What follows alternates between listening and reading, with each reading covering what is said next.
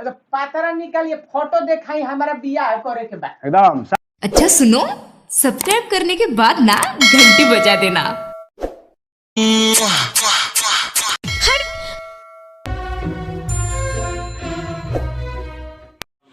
है 2 बज गई। आज पंडित जी के पतारा ना खुली लागता एको जजमान ना गिरल ना 2 बजे जा रहा था। ए भाई बुझाता कि आज के कैसे खर्चा चली। बुनियो को हद तक हम मानम ना। आज बुनी आता ना पड़ता 4 दिन बुनिए पर ही लगाता देते हुए पेपरों न्यूज देते हुए 1 रुपया आमदनी के स्रोत नहीं के। आज पतारा खुलल ना हमारा का कहीं हम घरे गुला पलगे हाला करता सन लइका कहता सन आम लेब तो हई लेब आ 1 रुपया आमदनी के ठेकान ना एको जजमान फंसत नहीं खा। अच्छा चलो तनी आरामे करी हम क्या कल जाओ तनी से मोबाइल देखल जाओ टीवी सीवी समाचार देखल जाओ। ए बाबा पानी जी ए बाबा के हो जजमान? अरे हम हई नतिया बाबा। नतिया बाबा बैठ बैठ का बात बा बाबू? अरे कहनी है बाबा हमारा बियाह करे के बा। तू वो बियाह है? हाँ सनक उनक नहीं खानु गइले?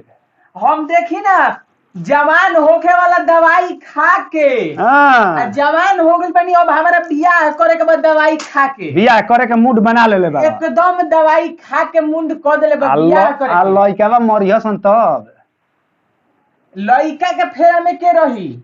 हम अपना फेरा में बनी हमारा बियाह करे के बा। बियाह करे के बा। हां देखी रहो नजर में कोनो लड़की बाड़ी सो। लड़की तो ढेर बाई सन है नतिया बाबा। तो पातरा निकालिए फोटो दिखाई हमारा बियाह करे के बा। एकदम सब बियाह खा जाए के बा। बियाह करे के बाद एकदम बियाह खइबे करब हैं हाँ। मनब ना तू ना है देख तब तहरा के पातारा निकाले में कुछ खर्चा बानू। पातारावा निकाले में कुछ खर्चा बानू।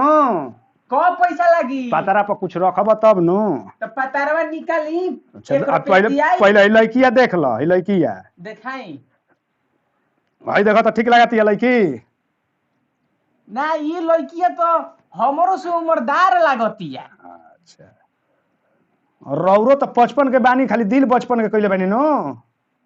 तो हमारा कम से कम लड़किया चाहिए 18 साल के। अच्छा देख 18 महीना के लड़की से बियाह करवा दिया। 18 महीना के ना हाँ 18 साल के कहनी हो। अच्छा ठीक है बा देखी तो हई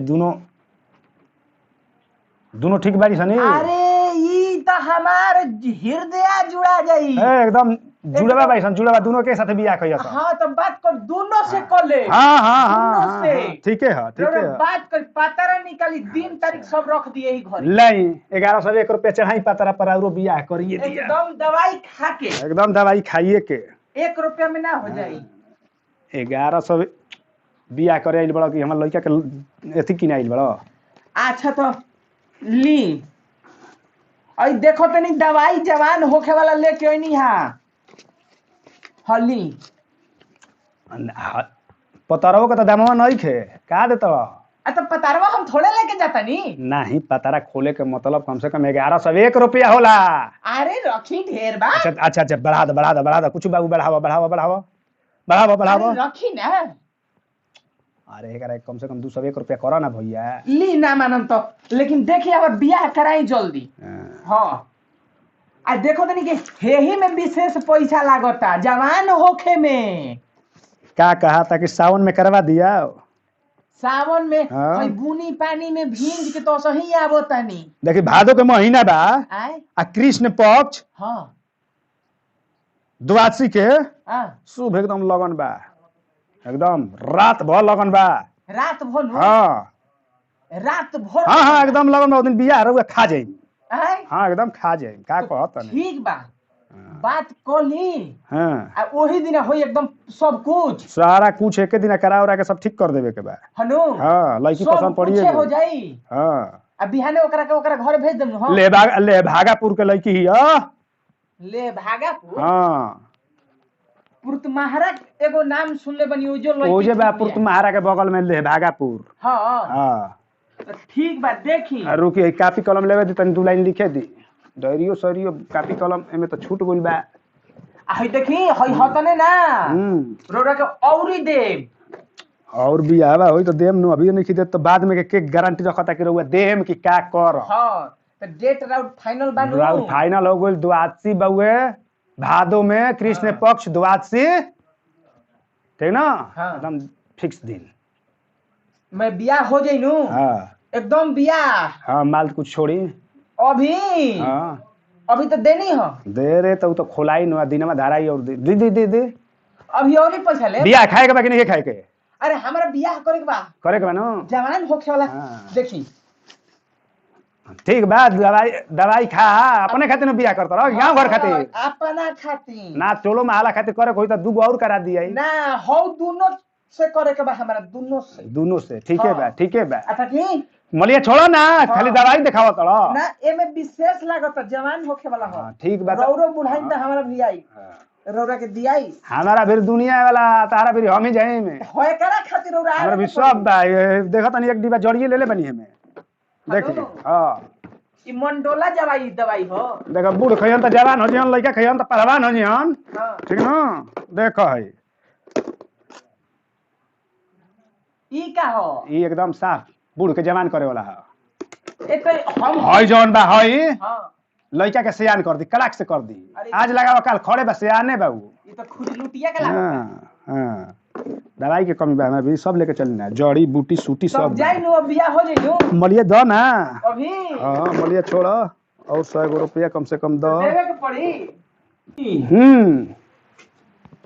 रौरा खाली पैसा लेतनी खाली पैसा कहाँ लेता नहीं आ मंतरवा रौरा आवेला कि ना बढ़िया से एगो मंतर हमरा के बताई कि हमर फौज से बियाह हो जाओ बिना मंत्र जानले पतारवा उखाड़ के देखा उघार के दिखा देनी हमारे के एगो मोहनी गुप्त मंत्र बता दिए हाँ। जब कोई बा ना मलिया छोड़ी ना ओकरा बाद नहीं।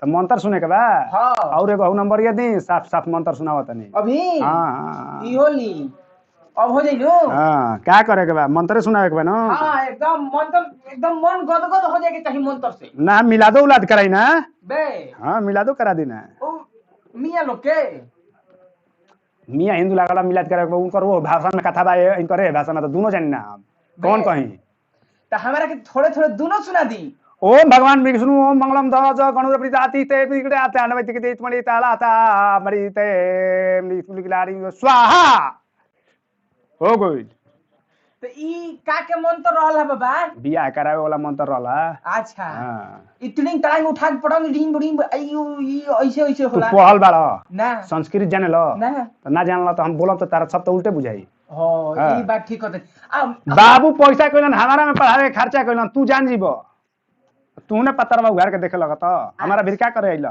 ओई कहते नो समझल बड़ा नो अब हमरा के तनी उ लोग के सुना दी मानता छोड़ा वो लोग के बियाह के दिन सुनावल जी काम खत्म आज ना सुनाई ना बढ़े लगी चार्ज बढ़ेला हर मंत्र पर चार्ज बा बे हाँ वो लोग के मंत्र तो ली पर 100 रुपया ओ मंत्र पर 551 रुपया बा तनी मनी फरियाई ना बड़ी लमहर बेचे के बा सब ली लेकिन सुनाई हमरा के हमार बियाह करा दी एकदम हई सब कुछ दे दे बड़ा तहार बियाह करे के भाई पैसा ल रख ल अब जा वही दिन बियाह करा देम ना हमरा के सुना दी ना ना ना ना ना ना ना हमरा के सुना दी शुभ चीज बा बियाह लगनौती चीज बुए काहे के मिलाद सिलाद करावे के फेर में पड़ल बने पता जा तनी बाबा जा हाँ। अब वो दिन सब तैयारी करके टाइम से रखले रही हो ठीक नु हम आई जाई हम सब तैयारी क के रखम ठीक। हमरा के ओ दिन दोनों कथावा सुना दे हाँ हाँ सब कथा हो जी हाँ। बियाह हो जी सब हो जाई हां डेटवा बता दी कहिया के बेटावा बउए भादो महीना हां कृष्ण पक्ष द्वादशी के अच्छा अच्छा हाँ तो ठीक बा हम 11 बजे तैयार करके रखम ठीक ठीक ठीक ठीक है। 11 बजे से कथा बाता शुरू हो जाई ठीक रउरा ना? समय से आ जाई हाँ हाँ एकदम ठाकुर जी के साफ बोल देवे को होई कि चौका उका पूर के टाइट कइले रहियन हां कालसा उठा मंगा ले हाँ घर